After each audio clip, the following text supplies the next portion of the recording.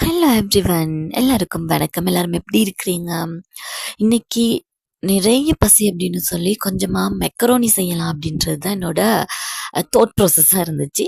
So அதுக்கு பார்த்தீங்கன்னு சொன்னால் இங்கே நான் அதுக்கு முன்னாடியே கொஞ்சமாக கேரட் லீக்ஸ், கொஞ்சமாக வெள்ளைப்பூடு, வெங்காயம், தக்காளி, பச்சை மிளகாய் இது எல்லாமே சின்ன சின்னதாக கட் பண்ணி எடுத்து வச்சுட்டேங்க.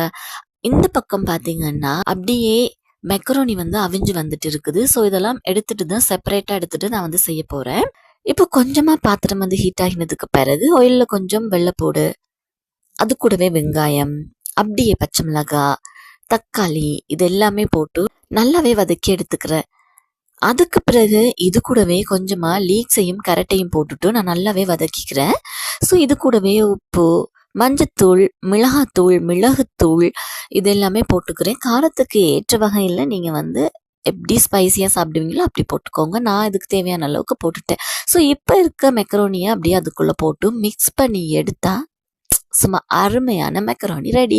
இது கூட நீங்கள் சிக்கன் இல்லை ஃபிஷ், பீஃப் இப்படி எது வேணாலுமே நீங்கள் அதுக்குள்ளே சேர்த்துக்கொள்ளலாம். நான் சும்மா வெஜிடபிள் மட்டும்